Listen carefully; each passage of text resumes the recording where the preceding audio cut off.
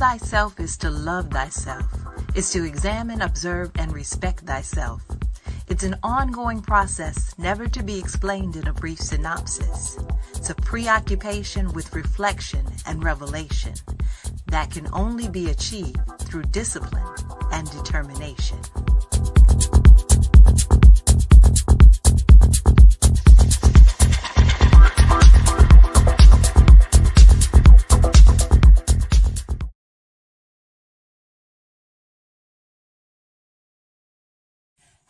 Hello, and thank you for watching the Encouraging Word Show. We're glad you tuned in today. Now, if you haven't watched the show before, let me tell you, my name is Jamila Freeland, and I'm the host, and this is my co-host, Shay Hughes. And we thank you for watching today. Now, if you're not familiar with the show is basically a tool or a resource for students and parents to be able to use in order to plan for college. Now, the show is actually an extension of a book that I wrote a little while ago called Free Money for College. And the whole purpose of this book is it's a book filled with tools and strategies and resources so that you can be much more strategic and intentional about your college or career plan, and you can save some money in the process. It's all about saving the money. As a matter of fact, today's topic is coins for college. So we're going to jump right in.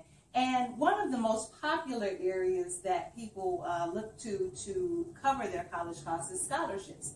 Now, financial aid really comes in the form of loans, grants, and scholarships, but scholarships tends to be one of those buzzwords that everybody perks up on because it's the free money that most people are familiar with. So let's talk about paying for college. Let's talk about coins for college and what are some resources that people could look to. So first off, one of the things that I will say is because oftentimes students and even parents will approach me once they're actually already enrolled in college. Well, keep in mind, my title, I always tell people I'm a college and a career planning coach. So I'm the one that gets you there and helps you to plan to be, again, much more strategic, intentional, and effective about that particular process. Once you're already enrolled in college, you know, a lot of things that you would be able to take advantage of have passed away. A lot of things that you'd be able to take advantage of that I would encourage you to do have expired. So that's something to be aware of, is you want to plan well in advance, not when you're in college and still kind of figuring things out. But that being said, not to fear, because even while you're enrolled in college, one of the untapped markets, and is a huge untapped market that students and parents just really don't know about or don't realize, is the school itself. A lot of colleges and universities, how should I say, don't do the best job of promoting or marketing maybe internal scholarships, or if they're, let's say, recipients of some huge endowment or some foundation or something like that. Maybe there's certain alumni that give money to specific programs of study, or maybe they receive money from the government or from certain agencies because of familial status, like if they have maybe a huge population of students who've been in the foster care system, that sort of thing.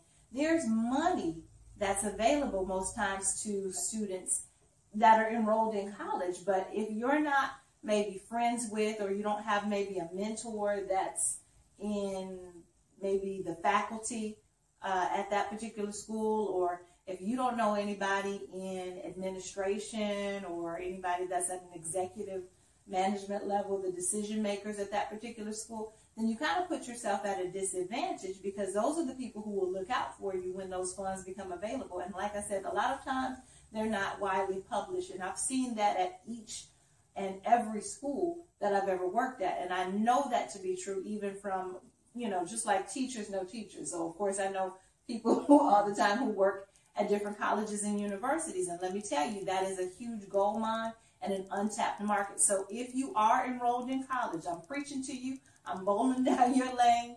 Make sure that you're making your mark, you're making a good impact, especially if you're a work-study student or if you're working part-time at the college, that sort of thing. And if you're cool with maybe some of the adults or some of the individuals that are working for that particular school, make it your business to know those people well and to make it known that you're looking for funds to offset your costs of going to school, because they'll look out for you And again, oftentimes there is money that is available that again goes untapped just because they don't promote that oftentimes. And I can say that again and again and again. So that's something to be aware of.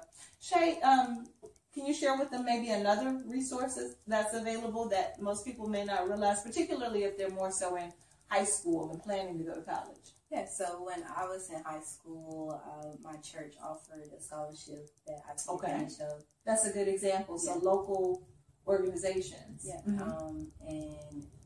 The only requirements for that, I had to write an essay.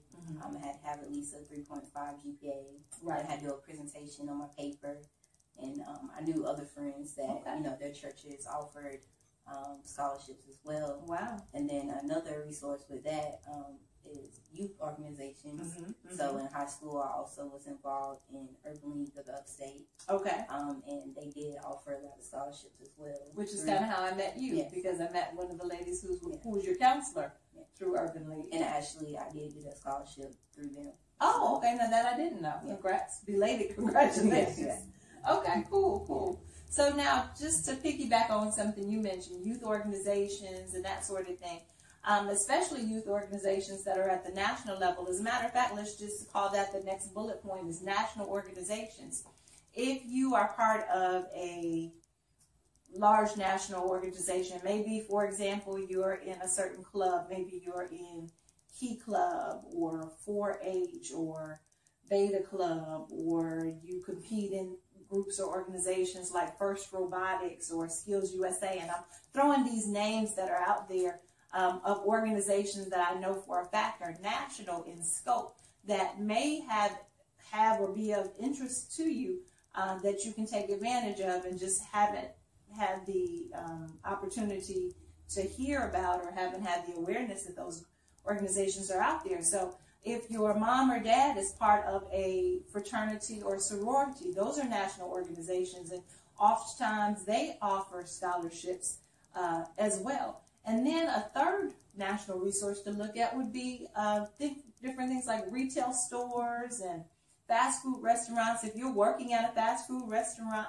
and you're applying for a scholarship, guess what? If you're in good with your manager and they look out for you, they can do a reference for you, that moves you to the front of the line. Again, those organizations, no matter, at the end of at the heart of the matter and at the end of the day, it's all about relationships, and it's all about, what kind of a mark you've made. So if you've already made an impression with some of those people who either are decision makers or who have some influence, and if in the eyes of that organization they can see that you're invested in them, then they look out for you as well when it comes time to get paid. So you can't wait till your senior year to decide, oh, I better do this, I better do that. When it's crunch time, they can smell the desperation. So, so just kind of be aware of that and just kind of, pave that path before you actually get to, before you get to the finish line, and just kind of be aware of that.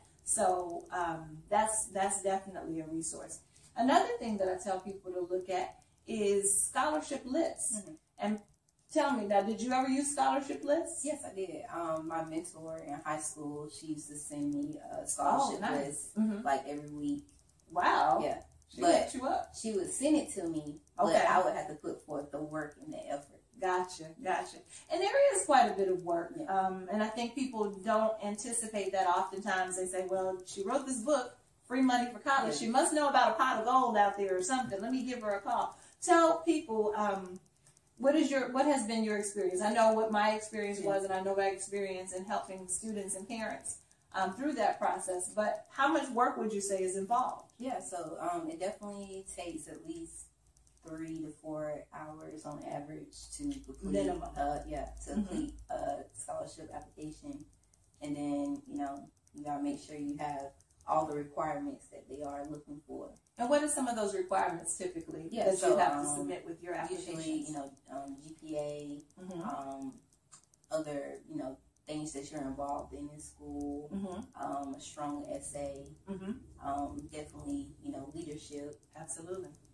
And just to kind of give you guys some insight, because I've been on both sides where maybe I've been promoting scholarships, and I've also been on the back end where they're kind of evaluating students who are in line for a scholarship, so to speak, and some things that really carry a lot of weight or influences. You know, of course, if you have the high GPA, because we live in a competitive environment, they want to know that you can perform.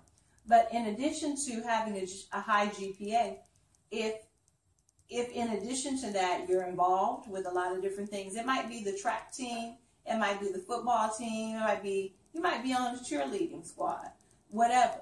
It might be something like chess club, if that you're involved. So a high GPA and involvement is great. Leadership and demonstrated leadership is even better. So a pattern of leadership. So if you're in the animation club, are you a member of the club or are you president of the organization? If you're involved in, let's say, it could be something recreational like the ski club, but maybe for the ski club, you're the treasurer. Well, let's say if you're applying to a school for finance or accounting, being a treasurer means you're good at maybe managing money, you're a trustworthy individual, and when it comes to finances, people want to make sure you're not going to do nothing with their money. Right, and just tell the truth, right? So at the end of the day, understand that it's about those seen and unseen things as well. You have to understand that people are looking at the well-rounded person that you are on paper, because they don't know you personally, but that goes back to something that I mentioned too, especially when we talk about those school scholarships. By then they know you, so they can kind of vouch for you. You can give somebody, you can arm somebody with the ammunition they need to make a case for you and to plead your case in the event that there is some money available by the time you're in college. But again, if we're talking about at the high school level, some things that you can really do is have a high GPA, be very involved and active, and in addition to being involved and active, make sure that you show or demonstrate some leadership. That also helps them to understand too that you're able to manage your time well. If you're able to manage your time well, you're able to get this high GPA, but yet you're president of this organization over here. Man, that's the kind of person we're looking for to be a part of our program, or to be a part of our school, or to be a part of our organization if it's a scholarship where they're awarding money on behalf of an organization. One last thing is you mentioned essays. And essays, you're typically not going to get it right the first time around. So, you know, on average, how many essays would you say you had to write again and again in order to get it right for the scholarship application? All of them. Rewrite over and over and over, at least, 5 to 6 times. Easily, 5 or 6 edits. And that's something else that I've shared with students. And sometimes it might be a student or parent that I'm working with, and by the time we get to the 3rd edit, they're like, okay, enough already. And then 2, oftentimes, because they didn't anticipate or didn't know that much work went behind it. So then we're up against a deadline, and they've got work. You know, the student has school, and then sometimes the student works as well. Sometimes, just quite frankly, depending on, you know, what your, you know, socioeconomic status is, in addition to going to school and being actively involved, you may have to work to contribute to the family's household income as well. So for that reason, it's good to know these things up front and not to find these things out maybe your senior year. So just be aware of that. So that's about it for today. We're running low on time, and I definitely want to make sure that you guys have enjoyed the tips. Real quick to review, some of the things that you can do to move your application ahead of the line is, again, have a strong GPA, be very involved actively in a range of things, plus that helps you with career exploration and selecting your major.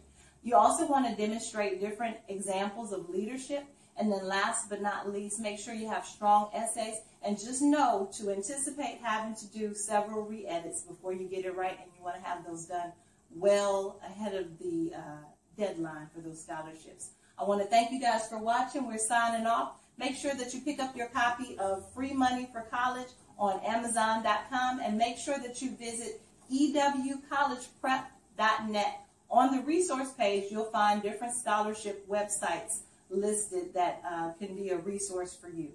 Thanks for watching.